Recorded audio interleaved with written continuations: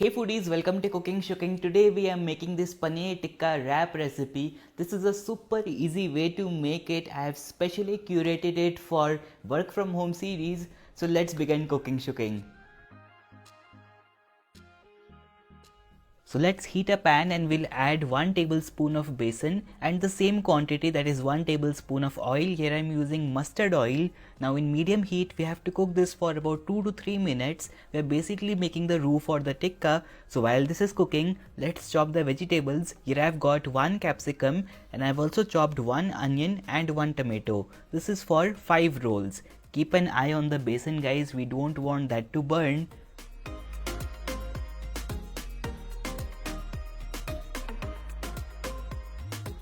Here I've also got paneer, which is 200 grams. I'm chopping this into about 24-25 pieces.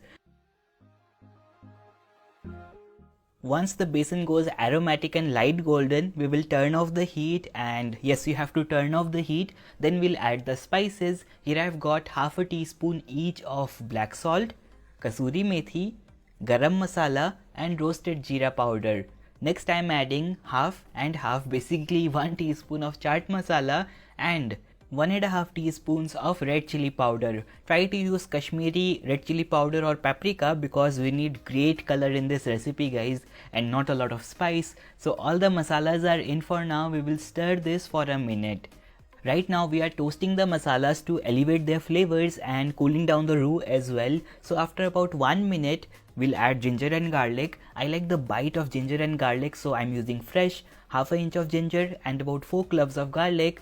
You can add 1 teaspoon of ginger garlic paste as well instead of using fresh. We'll also season it up with some salt and give it a stir for another 30 seconds.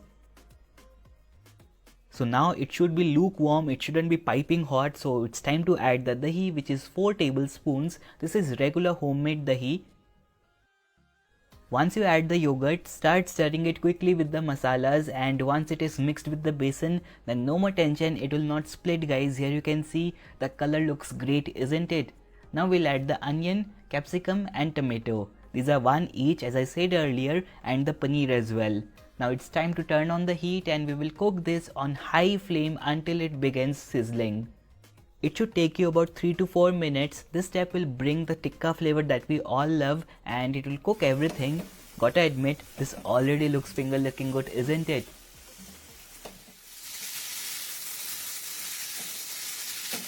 This sound is why I love cooking guys. Here you can see it looks great. Our paneer tikka is sizzling and smoking hot. We don't want dry stuff in our rolls, so this has dried up a lot. We'll add water into it to make it saucy. Here I've got about 1/3 cup of water. Once you add the water, again give it a stir and let it cook for a couple of minutes. What to hide from you guys, I have added a drop of paprika food color to make this a little more reddish. You can also make this paneer tikka guys and keep it in an airtight container for up to 2 days in the fridge. That is especially if you want to make the rolls quickly later on. Keep watching to see how. Here our lip smacking saucy paneer tikka is ready for the rolls. Now for making the wrap or the rolls, here I have got frozen puff paratha, which is perfect for making this recipe. You can also make these parathas at home. This brand sent me a lot of these 2 months back and our collab didn't close, so I have to use this. Honestly, this stuff is good, so I'm just heating up a fry pan, and once it is hot, we will place the frozen puff paratha and cook this on medium heat. Once it is done from the bottom, we will flip it. You basically have to cook this on medium heat. Guys, I've tried a couple more recipes with this puff parathas as I had a lot of them, and especially when you bake these puff parathas, the result is fantastic. Let me know if you want to watch those recipes as well. Here our crispy and flaky paratha is done. Let's take it out in a plate. Over the paratha, we will add 1 tablespoon of mayonnaise. And here I've got green chutney, which I'll use about a teaspoonful. Mix it up and swirl it around guys, and this green chutney mayo will be great on this. Honestly, no one likes mayo at home, but trust me, this stuff is golden. Once you have smeared the green chutney mayo, we'll top this with our paneer tikka.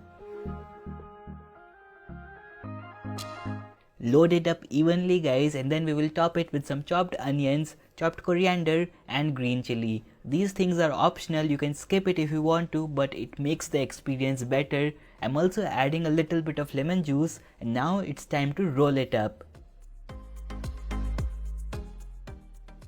Here our delicious paneer tikka wrap is ready. I made this recipe specially for the work from home series.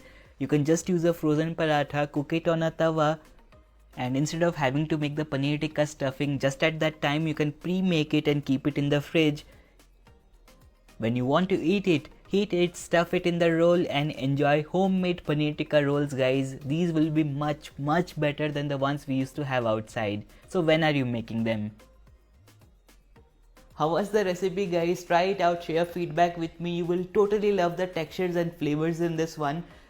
I hope to see you soon with one more recipe. That's all for today. Bye, take care, happy cooking.